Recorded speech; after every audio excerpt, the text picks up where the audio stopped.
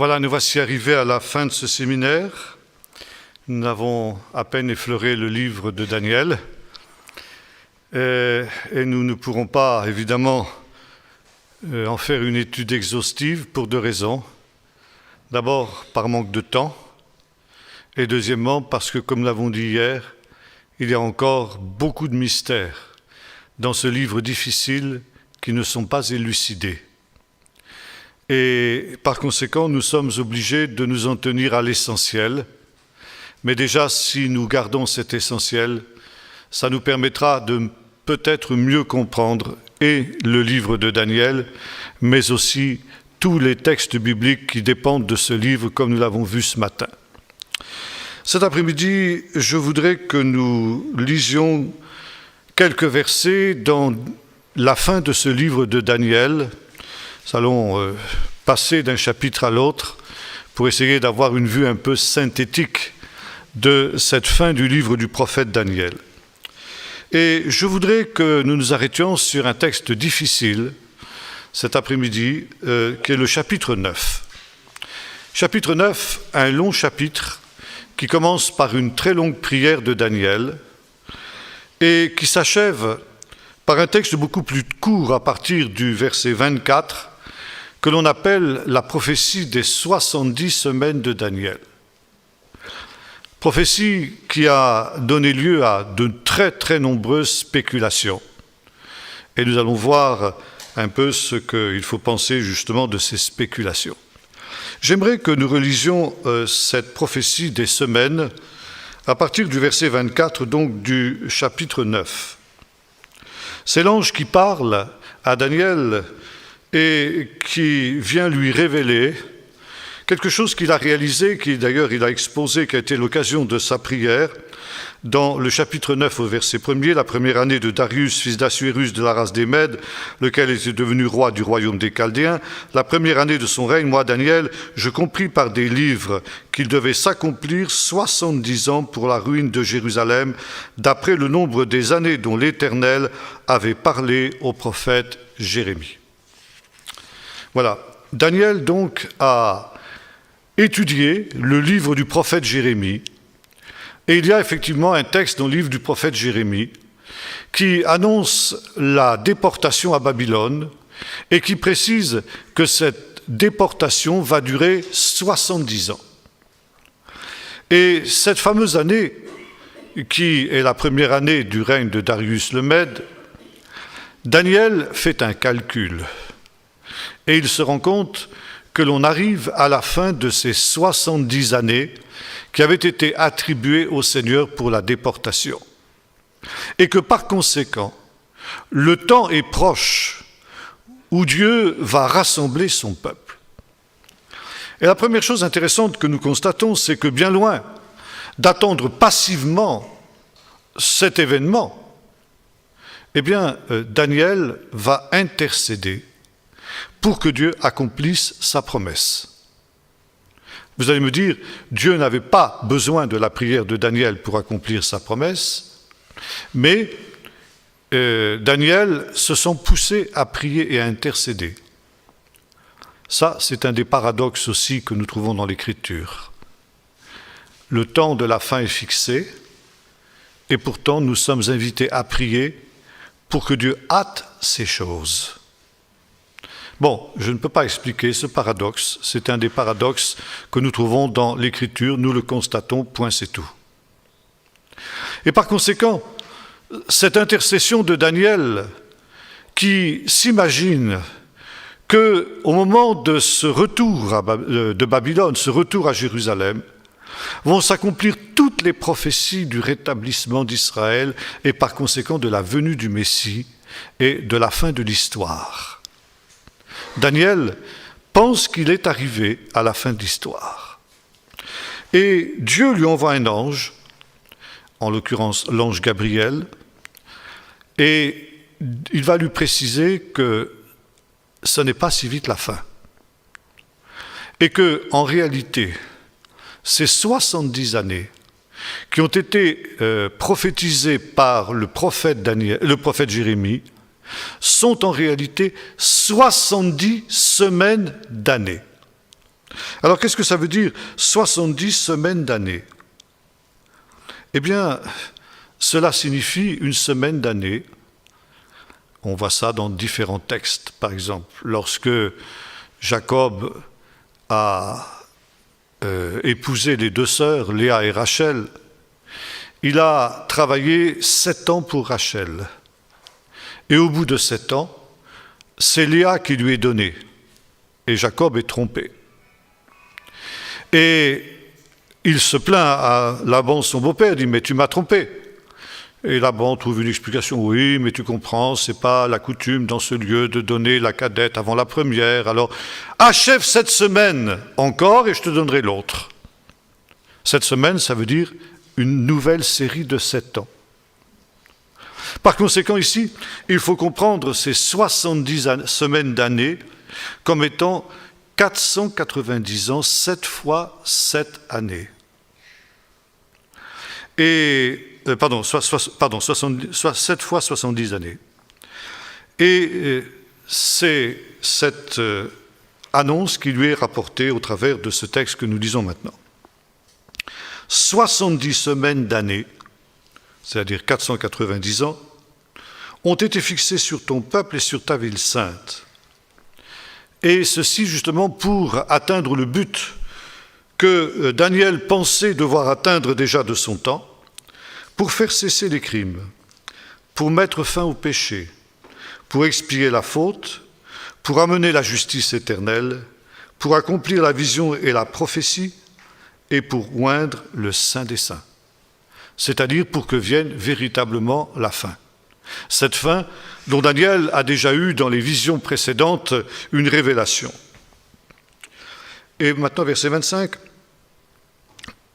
prends connaissance et comprends.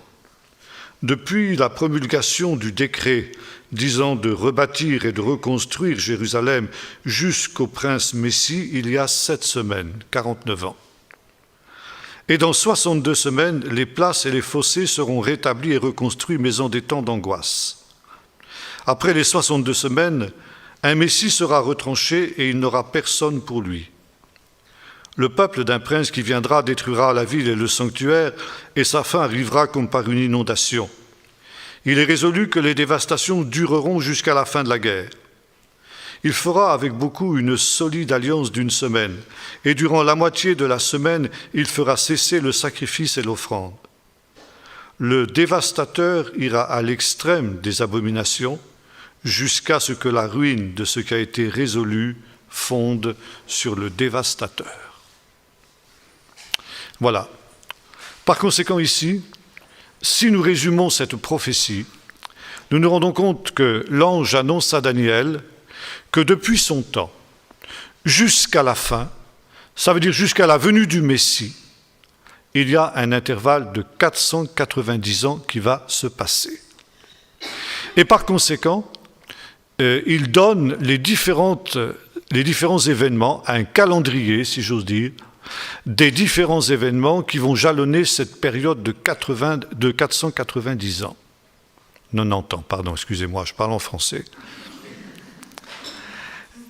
Et donc, d'abord une première série de 49 ans, puis une série de 62 semaines, et enfin une dernière semaine, une dernière série de 7 années qui, nous aurons l'occasion de le voir, est quelque chose de très particulier. Cette prophétie ne correspond pas avec ce que nous connaissons. Car depuis l'époque de Daniel, un intervalle de temps bien plus long que 490 ans s'est passé et le royaume de Dieu n'est pas venu. Et par conséquent, cette prophétie pose un problème. Ce problème, déjà les sages d'Israël se sont penchés sur cette question.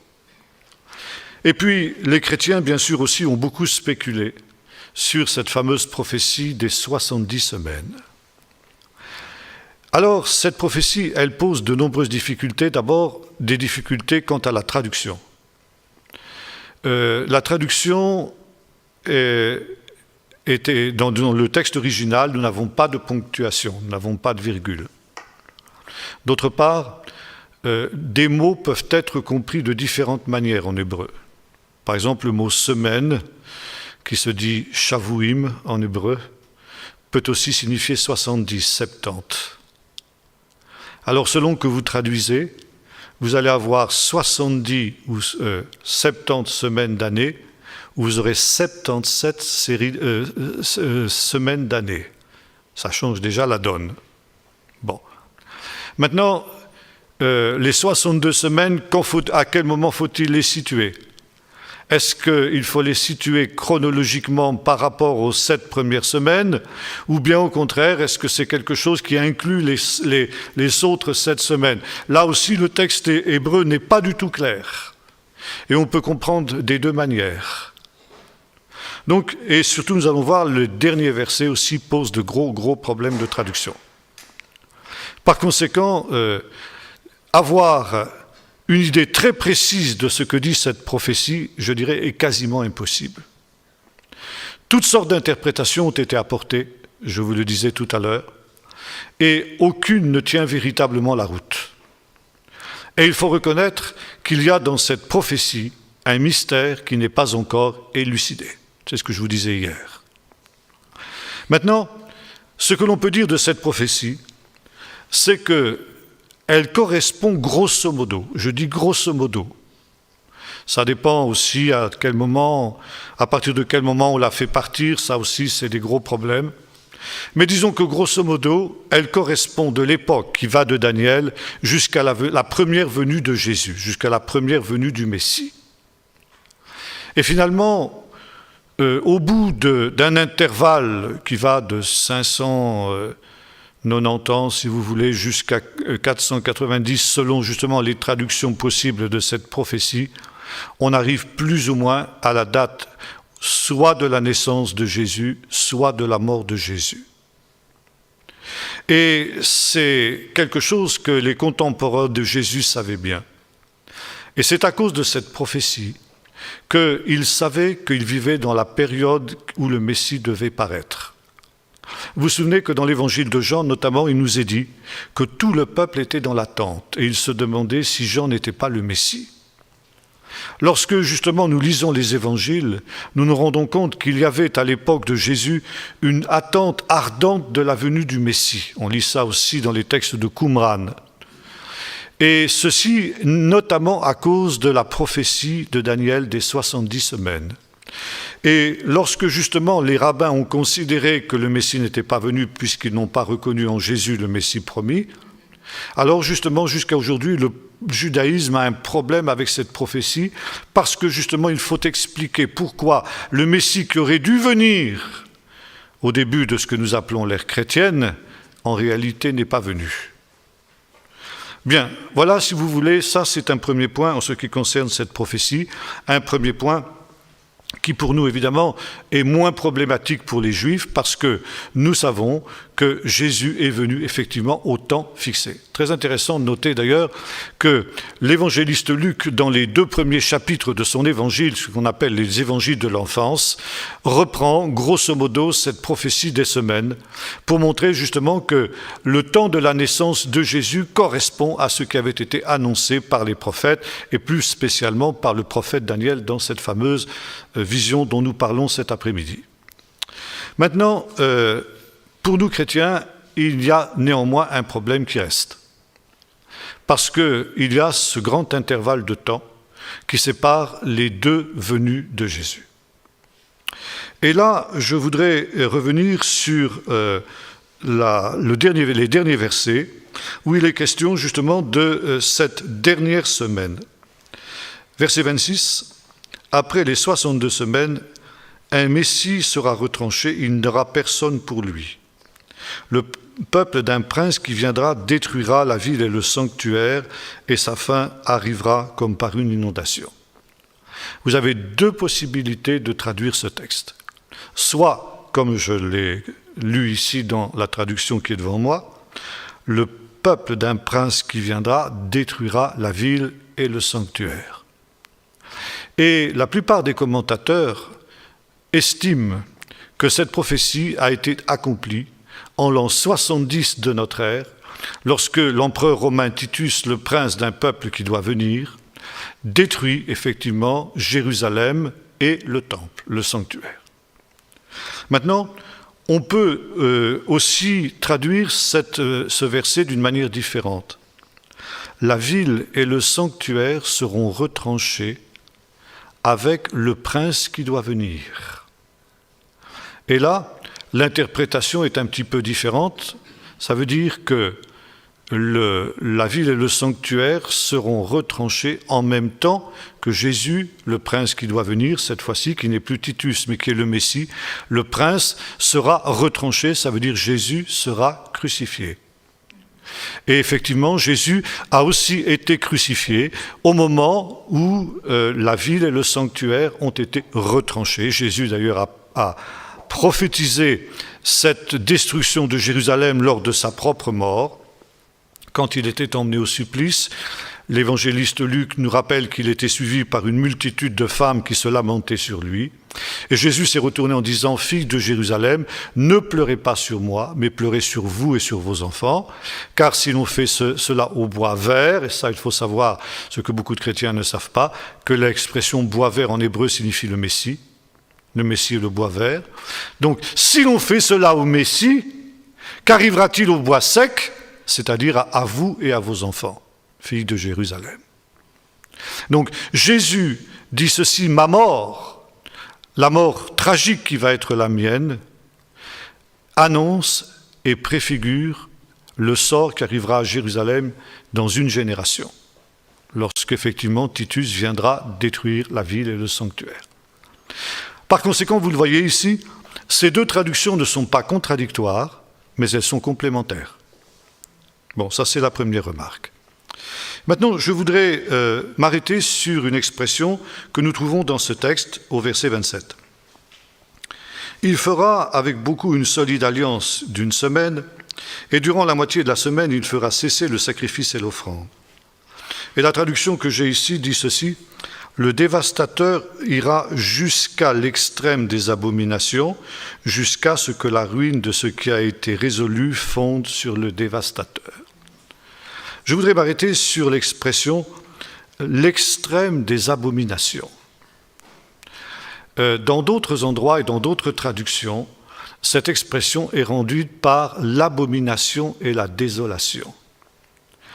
Et cette expression, abomination et désolation, vous la trouvez 3 fois dans les prophéties de Daniel. La première fois dans le texte que nous avons lu ici. La deuxième fois, nous la trouvons dans le chapitre 11 et au verset 27 du livre du prophète Daniel. Et nous allons relire aussi cela. Verset 31, excusez-moi. 11, verset 31. Des troupes se présenteront sur son ordre, l'ordre de l'Antichrist. Elles profaneront le sanctuaire et la forteresse. Elles aboliront le sacrifice perpétuel et elles dresseront l'abomination du dévastateur. Cette expression est exactement la même que celle que vous trouvez dans le chapitre 9 que nous avons vu et se dit en hébreu « shikutz meshomem ». Et puis il y a une troisième apparition de cette expression dans le chapitre 12, le dernier chapitre du livre du prophète Daniel, et au verset 11. Depuis le temps où sera interrompu le sacrifice perpétuel et où sera dressée l'abomination du dévastateur, il y aura 1290 jours. Heureux celui qui attendra et qui arrivera jusqu'à 1335 jours, et toi marche vers ta fin, etc. La troisième fois, c'est aussi la troisième apparition de cette expression « shikutz meshomem ». Maintenant, il y a quelque chose de curieux dans ces 3 expressions et de la manière dont elles apparaissent dans les 3 textes que nous avons lus. Parce que dans les 3 cas, il y a une faute de grammaire. Et la faute de grammaire n'est pas la même. Elle n'est jamais la même. Dans le premier texte que nous avons lu, Daniel 9, verset 27, nous trouvons cette expression « shikutzim meshomem ». Shikutzim est un pluriel et meshomem est un singulier. C'est une faute de grammaire. Il y a une faute d'accord d'adjectif. Alors, bon, ça c'est la première incongruité. Deuxième texte, donc 11, verset 31. Shikutz meshomem, c'est une faute. L'expression exacte serait Ashikutz ameshomem en hébreu. Ça veut dire qu'en hébreu, l'article prend aussi comment dirais-je, le la, si vous voulez, ou le. Hein. L'abomination, le dévastateur, on devrait dire en hébreu, ce qui n'est pas le cas ici. Donc c'est une faute d'orthographe, mais une faute différente de celle que nous avons vue dans le premier cas. Et enfin, 12, verset 1, nous avons Shikutz shomem. Alors c'est aussi une faute, il faudrait dire correctement Shikutz ameshomem. Donc une troisième faute de grammaire. Bon. Alors, on va dire, mais qu'est-ce qui se passe? Daniel ne savait pas écrire l'hébreu? Est-ce qu'il y a des fautes de copistes? Est-ce que c'est le Saint-Esprit qui a fait des fautes d'orthographe? Bon. Les sages d'Israël ont dit non. Quand quelque part dans la parole de Dieu, il y a une faute de grammaire ou une faute d'orthographe, c'est quelque chose qui est voulu. Et c'est quelque chose qui cache un mystère qui touche à la fin des temps. Et les sages d'Israël ont dit cette expression, Shikutz meshomem, est une expression qui contient un mystère qui ne sera révélé qu'au temps de la fin. Maintenant, qu'est-ce que signifie cette expression Shikutz meshomem? Shikutz, une abomination, on traduit. Littéralement, c'est un terme assez cru, excusez-moi, je vais être obligé de l'être un peu. Ça veut dire littéralement une crotte. Donc une abomination, quelque chose qui souille. Une abomination, meshomem, qui rend déserte. Et les sages d'Israël, une abomination, ça veut dire littéralement un objet idolâtre, dans ce cas. Et cette prophétie a déjà trouvé un premier accomplissement en 135 avant notre ère, lorsque est venu un des prototypes de l'Antichrist, le roi syrien Antiochus Épiphane, qui a profané le temple, qui a fait cesser les sacrifices et qui a transformé le temple de l'Éternel en temple de Zeus olympien. Et dans le lieu très saint, où se trouvait la présence de Dieu, il a dressé une statue de lui-même sous la forme justement de Zeus olympien. Et il a demandé qu'on l'adore comme Dieu. Par conséquent, il s'agissait ici d'une abomination, un objet idolâtre. Cette statue qui se trouvait dans le lieu très saint était une abomination qui avait fait en sorte que, comme le dit notre texte ici, le culte de Dieu avait été interrompu, et il avait été interrompu pendant 3 ans et demi.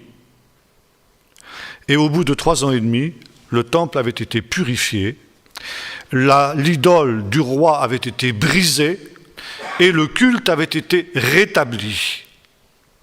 C'est ce qu'on appelle le miracle de Hanouka, fête que les Juifs continuent à célébrer de nos jours et qui tombe grosso modo, selon le calendrier, à peu près à la période de Noël. Alors ici, un objet idolâtre qui rend désert le pays, qui est en relation avec une situation où le pays d'Israël va être rendu désert, ça veut dire va être vidé de ses habitants. Et finalement, quand on a parlé justement de cette profanation du temple par Antiochus Épiphane, on n'a rien dit, parce que à la suite de la purification du temple qui a suivi l'épisode d'Antiochus Épiphane, ce roi syrien dont je vous parlais tout à l'heure, le Messie n'est pas venu.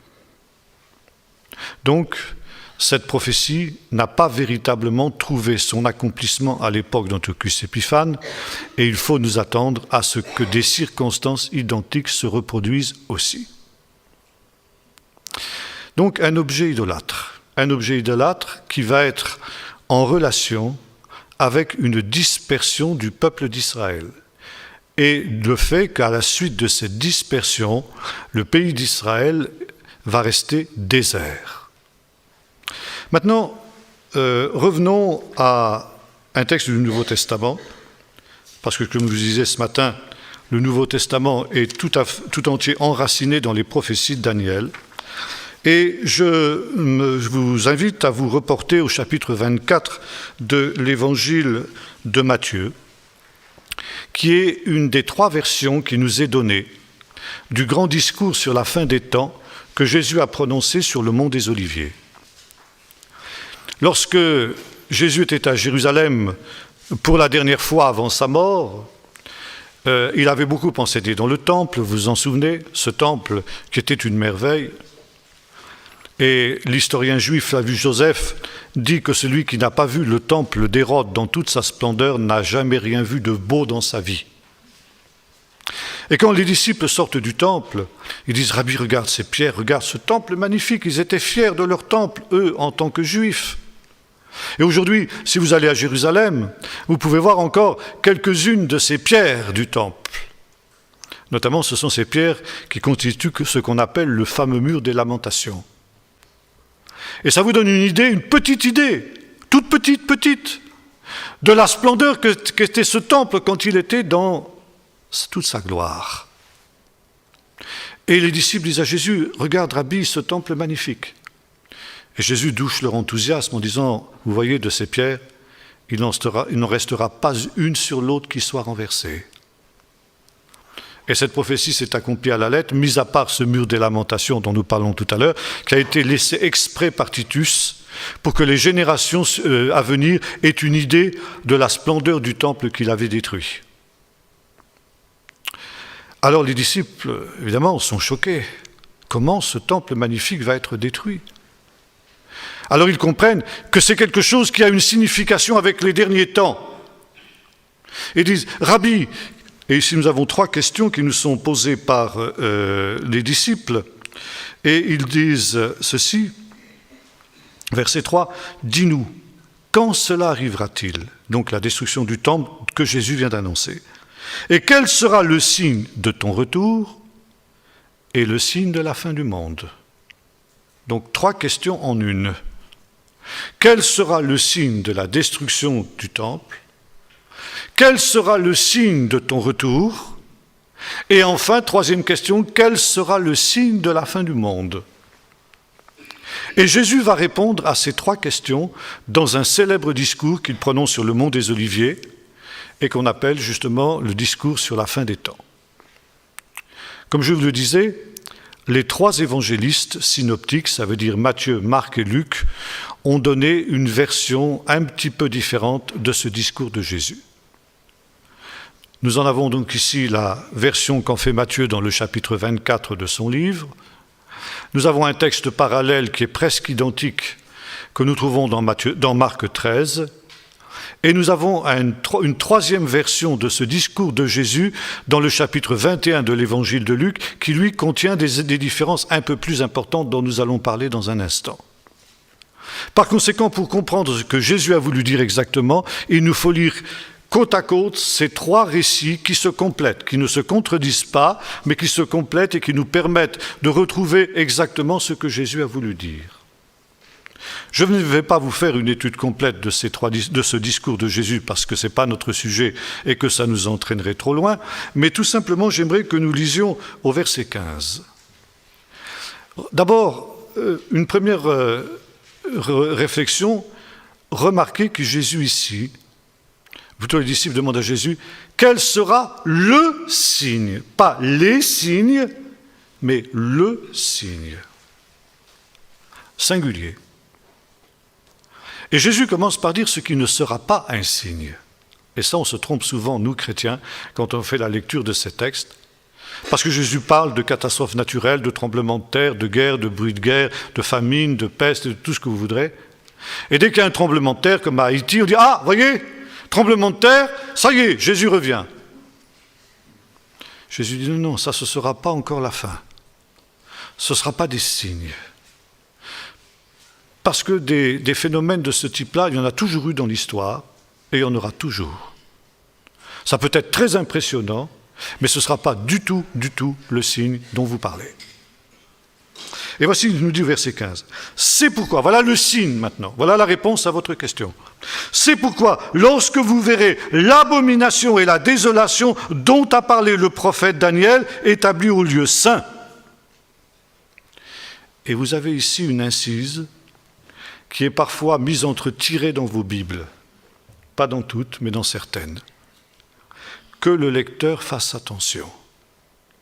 Ou on peut traduire aussi que celui qui lit comprenne, alors que ceux qui seront en Judée, etc. Bien. Maintenant, nous allons voir le texte parallèle, cette fois-ci dans l'évangile de Marc au chapitre 13, et vous allez voir ici qu'il y a une toute petite différence, verset 14. Gardez bien en mémoire ce que nous venons de lire, l'abomination et la désolation dont a parlé le prophète Daniel. Verset 14 maintenant de l'évangile de Marc, chapitre 13. « Lorsque vous verrez l'abomination et la désolation établies où elle ne doit pas être, et vous avez la même incise entretirée, que le lecteur fasse attention. » Donc, petite différence. Matthieu nous parle l'abomination et la désolation dont a parlé le prophète Daniel, et Marc nous dit l'abomination et la désolation établies où elle ne doit pas être. Maintenant, lisons le récit parallèle dans Luc 21 et verset 20. « Lorsque vous verrez Jérusalem investie par les camps militaires, sachez alors que sa désolation est proche. » Ça veut dire que dans Luc, il n'est plus question d'abomination dont a parlé le prophète Daniel, mais là où les deux autres évangélistes parlent de cette abomination et de cette désolation, Luc emploie l'expression « quand vous verrez Jérusalem investie par des camps militaires ». Et Luc, parce qu'il ne parle pas de l'abomination et de la désolation, a omis l'incise dont nous parlions tout à l'heure, que celui qui lit comprenne. Maintenant, il y a, quand vous lisez les deux premiers évangélistes, Matthieu et Marc, quand vous les lisez en grec, vous avez un autre phénomène curieux. C'est que l'expression « abomination et désolation », qui est ici traduite en grec, et qui se dit en grec « blélogma den kremoseos », il y a aussi une faute d'orthographe. Faute d'orthographe en grec. Ça veut dire que les évangélistes qui ont écrit ces paroles savaient que dans l'original hébreu, il y avait une faute d'orthographe. Et pour être entièrement fidèles à leur source, ils ont reproduit en grec la faute d'orthographe qu'il y avait dans le texte hébreu. Et justement parce qu'ils ont introduit cette faute d'orthographe, ils ont ajouté cette incise que le lecteur comprenne. Que le lecteur comprenne quoi ? Comprenne justement la signification de cette faute d'orthographe. C'est ça qu'ils ont voulu souligner. Et cette faute d'orthographe, nous l'avons dit tout à l'heure, elle comprend un mystère qui touche la fin des temps. Et c'est exactement le sens de l'incise « que celui qui lit, celui qui peut comprendre, comprenne ». Comprenne justement le mystère qui est caché dans cette faute d'orthographe. On appelle en hébreu ça un rémèze. Et là, c'est aussi une allusion à un texte que nous trouvons dans le livre du prophète Daniel, au chapitre 12, que nous avons lu le premier soir, où il nous est dit ceci.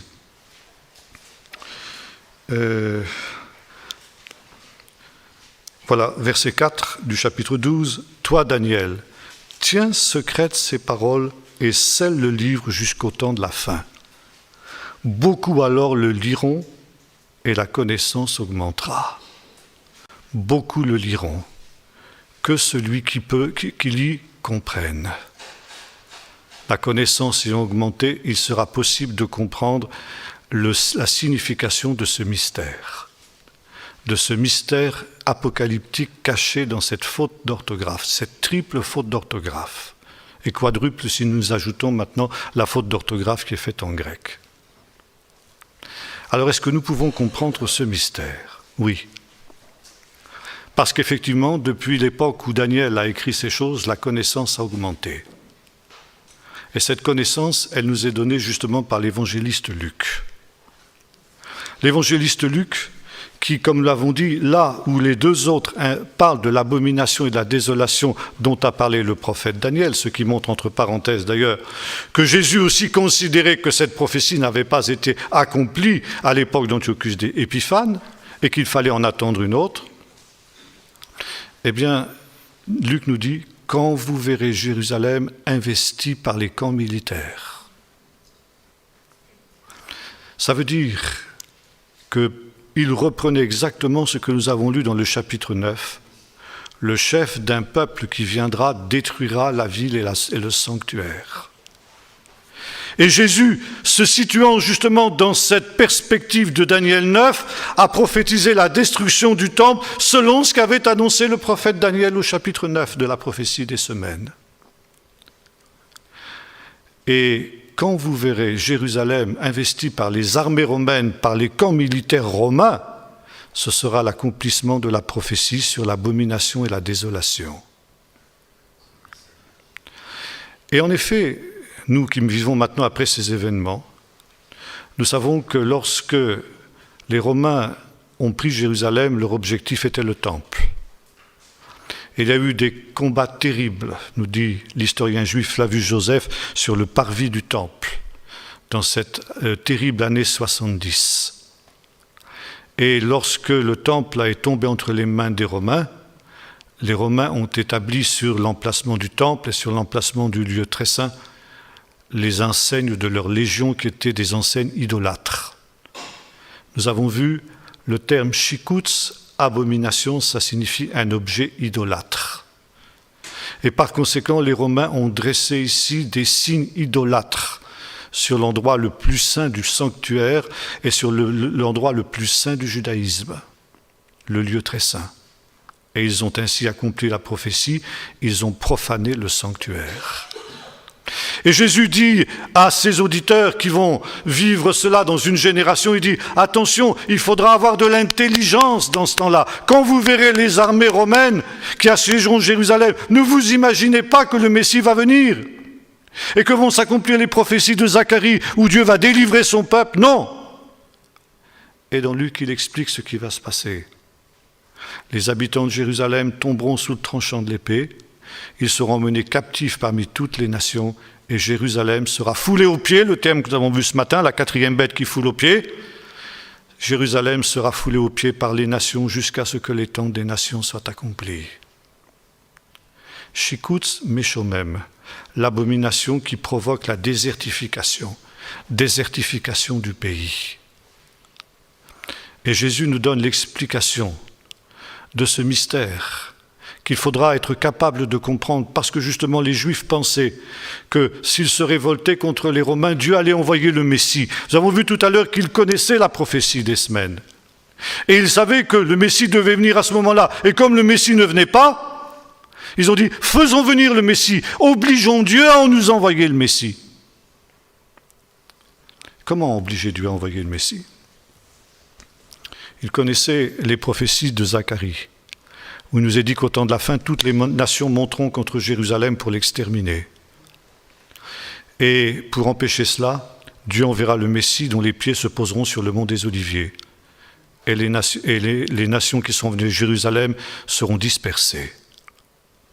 Le peuple juif était bien conscient qu'il n'était pas question pour lui de vaincre l'immense empire romain. Et le but de la révolte n'était pas de se libérer du joug des Romains, mais de provoquer une réaction des Romains qui ferait que Jérusalem et surtout le temple soient menacés, de telle manière que Dieu n'ait pas d'autre solution que d'envoyer le Messie. C'est ce que la Bible appelle tenter Dieu. Tu ne tenteras pas l'Éternel ton Dieu. Et Jésus a dit à ses disciples, ne vous y trompez pas. Quand vous verrez Jérusalem investie par les armées, ne vous imaginez pas que je vais revenir. Ne vous imaginez pas que ce sera le signe de mon retour. Quel sera le signe de ton retour? Non, non, quand vous verrez Jérusalem investie par les armées, ce ne sera pas le retour du Messie. Ce sera au contraire le signe que la ruine de Jérusalem est décrétée. Et non seulement Jérusalem va être détruite, le temple va être rasé, mais le pays d'Israël va devenir désert, l'abomination qui rend désert. Ses habitants vont être dispersés pendant toutes les nations et Jérusalem sera foulée aux pieds. Jérusalem deviendra un désert jusqu'au temps de la fin, au temps où le temps des nations sera accompli. Et par cette parole, Jésus nous donne l'explication de cette expression, l'abomination qui rend désert. Et nous savons que par les écrits de Flavius Joseph, surtout d'un historien chrétien qui s'appelait Eusèbe de Césarée, qui vivait au IVe siècle après Jésus-Christ, que lorsque le siège de Jérusalem a commencé en 66, il y avait une communauté judéo-chrétienne qui se trouvait à Jérusalem, qui était la communauté qui s'était créée après la Pentecôte. Et Jésus avait annoncé ceci: si ces jours n'étaient abrégés, personne ne serait sauvé. Mais à cause des élus, ces jours seront abrégés.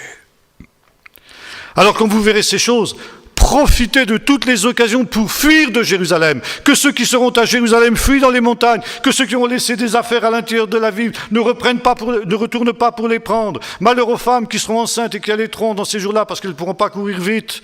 Priez pour que votre fuite n'ait pas lieu en hiver quand les chemins sont détrempés, qu'on ne peut pas courir vite. Et l'histoire profane nous raconte qu'en 68, l'empereur Néron a été assassiné à Rome. Et les légions d'Orient, les légions qui étaient en train d'assiéger Jérusalem sous la domination de Vespasien, ont proclamé leur général Vespasien empereur. Et Vespasien a levé le siège de Jérusalem et est retourné à Rome pour s'emparer du trône impérial. Et quand il y a donc eu un intertemps, quand son royaume a été établi à Rome, il a envoyé son fils Titus pour achever le siège de Jérusalem, et cette fois-ci, ça a été sans rémission. Et lorsque les Juifs ont vu les armées romaines quitter Jérusalem, elles ont cru que Dieu les avait exaucés. Et Eusèbe de Césarée nous raconte qu'au sein de l'église juive de Jérusalem, il y a eu une division. Certains ont dit, ça va, maintenant, Jérusalem est délivrée. Et les autres, se souvenant des paroles de Jésus, ont dit « Non, il faut que nous profitions de ce temps-là pour fuir. C'est Dieu qui a permis que le siège de Jérusalem soit levé pour un petit temps, mais les Romains vont revenir. » Jésus a dit « Ces jours seront abrégés à cause des élus. » Et par conséquent, il faut que nous profitions de ce temps pour fuir de Jérusalem. Et une partie de l'église de Jérusalem, sous la direction de son leader, qui était un des frères de Jésus selon la chair, Shimon, a quitté Jérusalem et s'est réfugié en Transjordanie. Ceux qui ont suivi Shimon ont été sauvés. Les autres ont péri dans la ruine de Jérusalem quand Titus est revenu. Voyez-vous ici, tout s'est accompli selon ce qui avait été annoncé.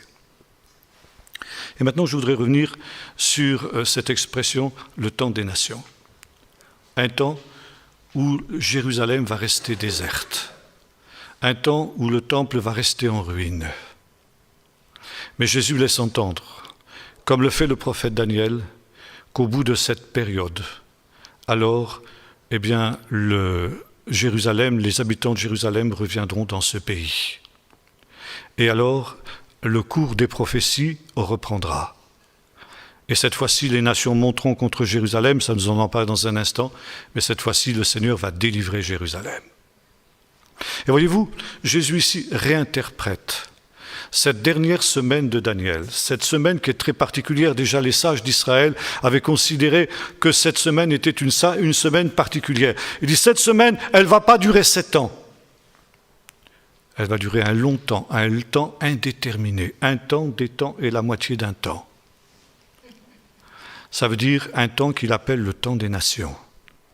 Le temps où les nations vont dominer sur Jérusalem, où les habitants de Jérusalem seront dispersés parmi toutes les nations. Et à la fin du chapitre 12 du livre du prophète Daniel, quand il est question justement de la fin de ces choses, le prophète pose la question « Mon Seigneur, quelle sera la fin de ces choses ?» Et on traduit littéralement à peu près comme ça: ces choses arriveront lorsque la force du peuple saint sera entièrement brisée. En fait, en hébreu, ça vous donne à peu près ceci: Kekalot nefetz am akadosh, ce qui signifie lorsque l'émiettement et la dispersion du peuple saint aura pris fin. Ça veut dire ces choses arriveront lorsque le peuple d'Israël, après avoir été dispersé parmi toutes les nations comme l'annonce Jésus, sera rassemblé dans son pays. Voyez-vous, cette expression, l'abomination et la désolation qui était voilée, qui était mystérieuse, qui était secrète, qui était scellée, Jésus nous en donne l'explication. L'explication, c'est que les Romains vont venir, le 4e empire va venir, il va détruire le temple, il va disperser les habitants de Jérusalem pendant toutes les nations, et la Terre Sainte, Jérusalem et la Terre Sainte seront sous la domination des nations complètement désertes, jusqu'au temps de la fin, quand le peuple d'Israël reviendra dans son pays. Alors s'accomplira justement le signe dont ont parlé les prophètes. Quel sera le signe de ton retour? Eh bien justement, le retour du peuple juif dans son pays sera le signe que le Seigneur est à la porte. Alors voyez-vous ici comment justement Jésus se situe à fond justement dans la perspective de ces prophètes et notamment de la prophétie de Daniel 9. Maintenant, je voudrais que nous arrêtions sur le chapitre 12 du livre du prophète Daniel, c'est-à-dire sur la manière, cette fois-ci, dont viendra la fin. Nous voyons justement que cette prophétie de Daniel, et notamment la dernière semaine de Daniel, a 2 temps. Un temps qui concerne la première venue de Jésus, et qui se situe 490 ans à peu près après la vision que Daniel a reçue. Et cette prophétie s'achève de la manière suivante, cette première partie s'achève de la manière suivante: le Messie est retranché, mis à mort, crucifié, et une génération après, le temple et la ville de Jérusalem sont ruinés, et le peuple d'Israël part en déportation pour la durée de cette longue semaine, qui va durer un temps, un certain nombre de temps, et en fin de compte, la moitié d'un temps. Et évidemment, cette durée, Jésus ne la précise pas. Et il est impossible, justement, de la préciser aussi. Mais nous savons que nous arrivons à la fin de cette période, quand le peuple juif revient dans son pays. Et à ce moment-là, va s'accomplir la deuxième partie, justement, de cette prophétie, c'est-à-dire, justement, la ruine des nations qui seront montés contre Jérusalem. Alors nous lisons à partir du chapitre 11, verset 40. Le chapitre 10 et le chapitre 11 de Daniel sont un récit historique de tout un certain nombre d'événements qui se sont produits déjà dans l'histoire et qui correspondent à des choses très précises que les historiens sont capables de situer avec une grande précision. Je ne vais pas entrer dans ces considérations, d'abord par manque de temps, et puis deuxièmement parce que ce serait peut-être un petit peu fastidieux. Mais au verset 40, nous passons de ces événements historiques aux choses de la fin. Au temps de la fin, le roi du Sud se heurtera contre lui. Et le roi du Nord fondra sur lui comme une tempête avec des chars et des cavaliers et de nombreux navires. Il s'avancera dans les terres, débordera comme un torrent et passera. Il avancera dans le plus beau des pays et beaucoup trébucheront, mais Édom, Moab et les principaux des Ammonites échapperont à sa main. Il étendra sa main sur divers pays et le pays d'Égypte n'échappera pas. Il se rendra maître des trésors d'or et d'argent et de tous les objets de prix de l'Égypte. Des Libyens et des Éthiopiens marcheront sur ses traces. Des nouvelles de l'Orient et du Nord viendront l'épouvanter et il partira avec une grande fureur pour détruire et exterminer les multitudes. Il dressera les tentes de son palais entre la mer vers la glorieuse et sainte montagne, puis il arrivera à sa fin sans que personne ne lui soit en aide. Voilà ici la description des événements derniers. Et là, nous trouvons 2 expressions qu'on rencontre dans les chapitres 10 et 11, où il est question de 2 rois, le roi du Nord et le roi du Sud. Le roi du Nord, évidemment, par rapport à Israël, et roi du Sud par rapport à Israël.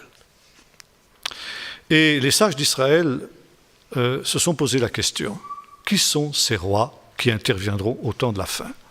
Ces rois, nous les trouvons aussi dans les prophéties que nous avons lues, notamment dans la prophétie de la grande statue. Nous avons vu que le dernier empire est composé de deux entités.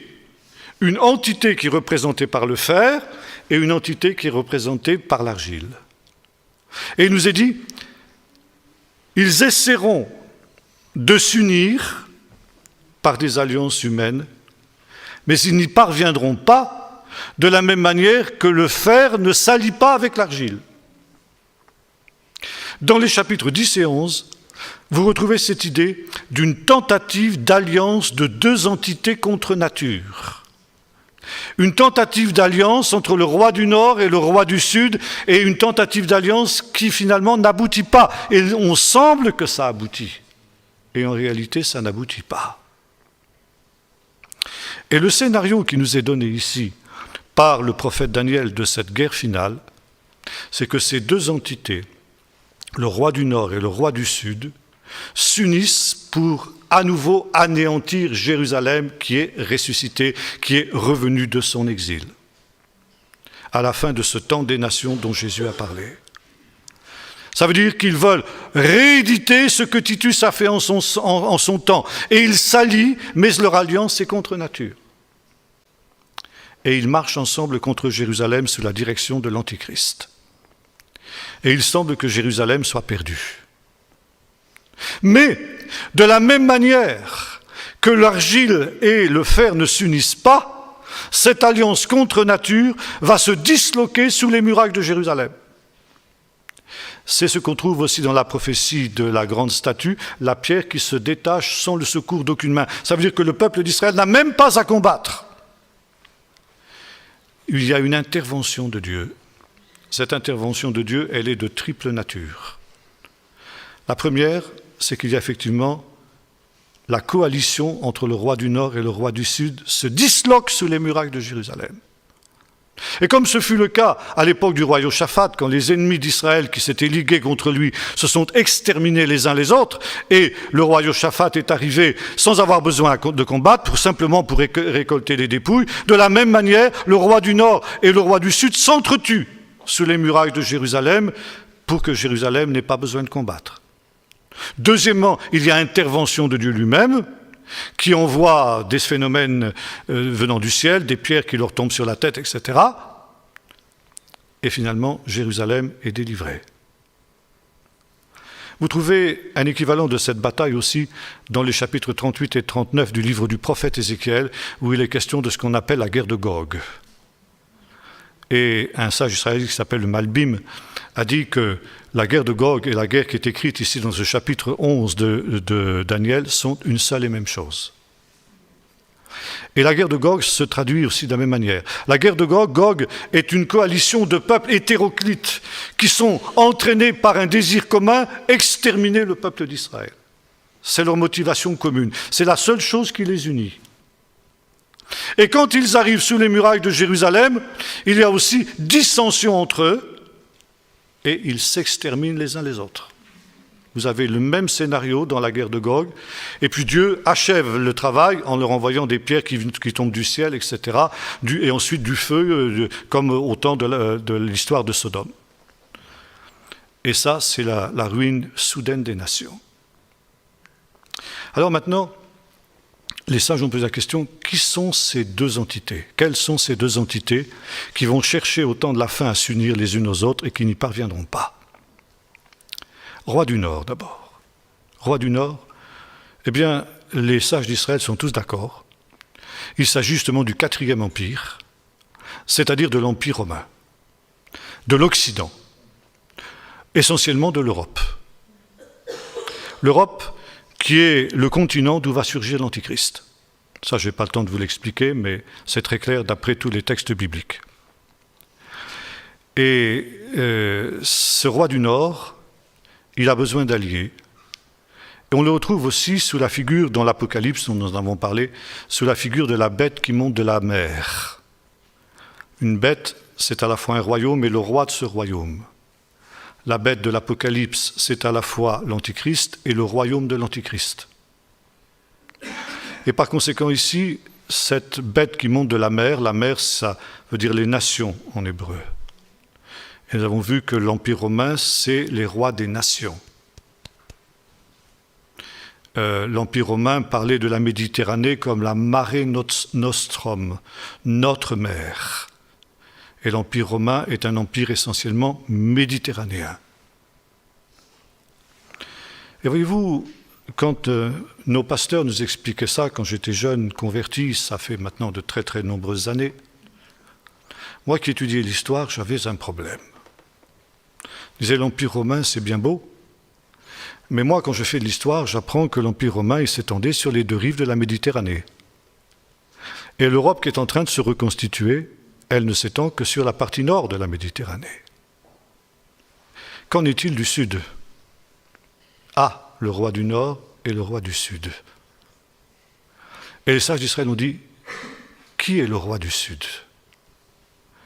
Un roi qui monte de la terre. La terre, c'est aussi ce qu'on appelle en hébreu le désert. Ça veut dire, le roi du sud, c'est un roi qui vient du désert. Et quel est le peuple qui vient du désert ? Eh bien, c'est le peuple arabe, le peuple musulman. Et les sages d'Israël ont dit, eh bien, au temps de la fin, on assistera à une tentative contre nature d'alliance entre l'Occident, l'Europe et le monde arabe, le monde musulman. Le fer et l'argile. Le fer, l'Occident, avec sa puissance technologique et militaire, et l'Orient, le monde musulman, l'argile. L'argile qui représente aussi la terre. Et vous retrouvez cette même image dans le livre de l'Apocalypse, où vous avez l'Antichrist, la bête qui monte de la mer, qui soudain réalise que pour accomplir ses desseins, elle a besoin d'un allié. Et monte alors de la terre une deuxième bête, qui est appelé faux prophète. Faux prophète.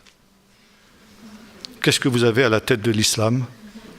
La déclaration de base, il n'y a qu'un seul Dieu qu'Allah, et Mohammed est son prophète. Nous nous disons un faux prophète. Le faux prophète, qui lui aussi prononce des blasphèmes.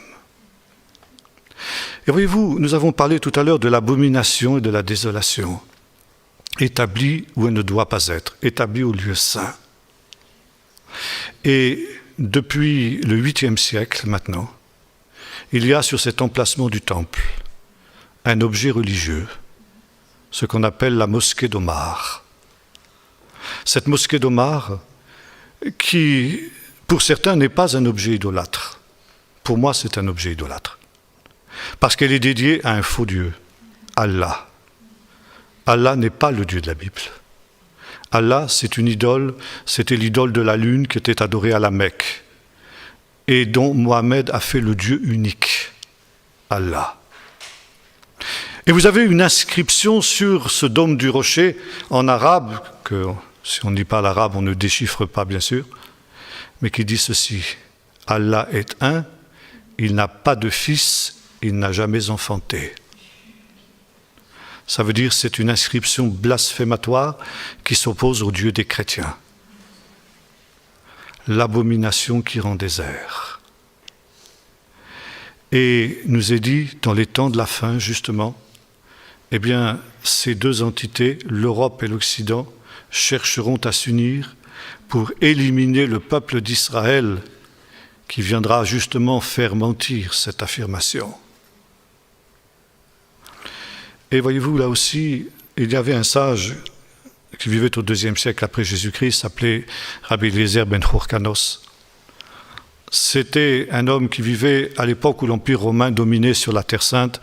L'Empire romain était à l'apogée de sa puissance. Les Arabes n'étaient qu'une petite tribu bédouine vivant au fin fond de l'Arabie et se nourrissant de lait de chamel et de dattes. Personne n'aurait pu rêver à cette période qu'un jour l'islam deviendrait ce qu'il est aujourd'hui. D'ailleurs, l'islam n'existait pas à cette époque-là. Et Rabbi Hyrcanos a pu dire en se basant sur ces textes ceci: un jour viendra où les Arabes domineront la Terre sainte. Ils la domineront pendant 13 siècles, parce qu'ils sont fils d'Ishmaël. Et Ishmaël a été circoncis à l'âge de 13 ans. Et les fils d'Ishmaël domineront sur la Terre sainte pendant 13 siècles. Ça veut dire pendant un siècle pour chacune des années de l'âge qu'avait Ishmaël quand il a été circoncis. Et à partir du moment où ils domineront sur la Terre sainte, ils dresseront sur l'emplacement du temple un édifice religieux. Il n'a pas dit une mosquée, ça n'existait pas, il ne pouvait pas dire. Mais il a dit un édifice religieux. Et cet édifice religieux, à partir du moment où il sera dressé, il faudra compter 13 siècles. Et ce jour-là, eh bien, la domination des fils d'Ishmaël sur la Terre sainte prendra fin. La fameuse mosquée a été construite en 548 après Jésus-Christ. Ajoutez 13 siècles. Ça vous donne 1948. Oui, 638. J'ai dit autre chose 500, oui, 638. 1948, l'année de la fondation de l'État d'Israël. Rabbi Hyrcanos ne s'était pas beaucoup trompé, n'est-ce pas? Alors voilà, et nous sommes aujourd'hui dans cette situation où ce temps des nations prend fin, où cette alliance contre nature, entre les deux rives de la Méditerranée, ce qu'on appelle le pacte de la Méditerranée, dont notre cher président Sarkozy est un des plus ardents protagonistes, n'est-ce pas? Le dialogue de Barcelone, on appelle ça aussi Eurabia, le projet de l'union entre l'Europe et le monde arabe. Et c'est un projet qui n'aboutira pas, parce qu'il est contre nature. Et cela a été annoncé par le prophète Daniel. Et c'est Jérusalem qui sera une pierre d'achoppement pour cette alliance contre nature. Vous avez un autre texte aussi très intéressant, où il est question dans le livre du prophète Zacharie, que le prophète voit sortir de 4 tours de fer, des chars, 4 chars qui sortent des tours de fer. Alors les sages d'Israël se sont posé la question, ils disent, mais des tours de fer, ça n'existe pas. Pardon, des montagnes de fer. Des montagnes de fer, ça n'existe pas. Et ils ont dit, ces montagnes de fer, ce sont des constructions humaines. Et au temps de la fin, ils ont pu donner, à partir des textes de Daniel, des dates très précises. Au temps de la fin, eh bien, 4 chars se précipiteront contre 4 grandes tours qui auront été construites par les hommes dans un pays lointain. Et cette chute des tours marquera le début des choses de la fin. Mais au lieu de se liguer contre les ennemis communs, ceux qui ont été victimes de ces choses s'allieront avec leurs ennemis contre Israël. Et ils auront un certain succès jusqu'à ce que le Seigneur intervienne. Et cette prophétie, ou ce commentaire prophétique, était cité par tous les journaux israéliens le 12 septembre 2001, après la chute des tours de Manhattan. Et de fait, depuis ce temps-là, et nous assistons aujourd'hui à cela, les États-Unis s'allient avec les ennemis d'Israël, avec leurs propres ennemis, pour détruire Israël. Et par conséquent, ici, nous pouvons savoir que l'intervention de Dieu est proche. Un dernier point, avant de conclure, et c'est ce que nous est dit ici. Verset 1er du chapitre 12. « En ce temps-là se lèvera Michaël, le grand chef, celui qui tient bon en faveur de tes fils. Ce sera un temps de détresse, tel qu'il n'y en a pas eu depuis que les nations existent en ce temps-là. En ce temps-là, ton peuple échappera. Quiconque sera trouvé inscrit dans le livre. Beaucoup de ceux qui dorment dans la poussière de la terre se réveilleront, les uns pour la vie éternelle, les autres pour la honte éternelle et la perdition éternelle. » L'annonce de la résurrection. L'annonce de la résurrection qui est aussi la base de ce que Paul nous enseigne dans 2 textes très importants. Le chapitre 15 de la première épître aux Corinthiens. Quand il nous dit « Voici, je vous dis un mystère », il parle de la résurrection des morts. Nous ne mourrons pas tous, mais tous nous serons transformés. À la dernière trompette, au dernier chauffard, les morts dans le Seigneur ressusciteront premièrement. Beaucoup de ceux qui dorment dans la poussière se réveilleront. Et les vivants seront emportés à la rencontre du Seigneur dans les airs pour être pour toujours avec lui. Paul évoque aussi cet événement dans la première épître aux Thessaloniciens dans des termes un peu semblables. Et là aussi, il nous parle de la résurrection des morts dans le Seigneur et les vivants qui seront entraînés à la rencontre du Seigneur dans les airs pour échapper à ce temps de détresse dont il est question ici et à ces grands jugements de Dieu. Alors, mon dernier mot sera celui-ci: où en sommes-nous? Eh bien, il faut être aveugle à la lecture de ces prophéties pour ne pas se rendre compte que tout s'est accompli à la lettre, selon ce qui avait été annoncé, et que nous sommes à la fin de ce temps, nous sommes à la fin de ce processus. Et bientôt retentira justement le dernier son du chauffard, où les morts ressusciteront premièrement, et les vivants iront à la rencontre du Seigneur dans les airs. Il nous est dit, heureux ceux qui seront alors trouvés écrits dans le livre. La question qui se pose à nous est celle-ci: sommes-nous inscrits dans le livre? Avons-nous la certitude que nous le sommes? Et par conséquent que nous aurons part à cet événement. Alors, aujourd'hui, nous arrivons à la fin de ce mystère. Ce mystère, l'abomination, la désolation qui a été révélée par le prophète. Et aujourd'hui, nous sommes capables de comprendre. Peut-être pas encore tout, nous l'avons vu tout à l'heure, mais suffisamment pour que nous puissions réaliser que nous arrivons justement dans ce temps de la fin dont a parlé le prophète et que bientôt, eh bien, le dernier mot de l'histoire, celui que Daniel attendait de son temps et où il a révélé que ce n'était pas pour lui, mais ce qui viendrait par la suite pour nous aujourd'hui. Et comme disait Jésus, beaucoup de prophètes et de justes ont désiré voir ce que vous voyez et ne l'ont pas vu, entendre ce que vous entendez et ne l'ont pas entendu. Mais heureux vos yeux de ce qu'ils voient, vos oreilles de ce qu'elles entendent, à condition que vous les mettiez en pratique et que vous en tiriez des conséquences pour leur vie, pour vos vies.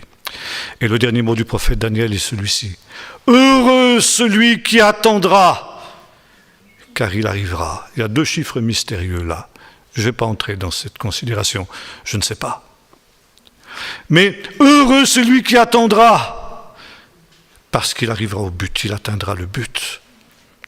Et Jésus reprend cette parole presque in extenso dans les évangiles, quand il dit « Celui qui persévérera jusqu'à la fin sera sauvé. » Car dans ce temps-là, ce temps d'apostasie, beaucoup trébucheront, se renieront le maître qui les aura rachetés. Et parce que le péché se sera accru, la charité du plus grand nombre se refroidira. Mais celui qui persévérera jusqu'à la fin sera sauvé. Heureux celui qui attendra, car il obtiendra le but. Puissions-nous être de ceux-là qui auront la force d'échapper à toutes ces choses et apparaître debout devant le Fils de l'homme quand il viendra. Prions. Seigneur notre Dieu, nous réalisons dans quel temps nous sommes. Merci Seigneur parce que tu avais révélé toutes ces choses à ton prophète Daniel et tu nous as ensuite envoyé Jésus qui nous a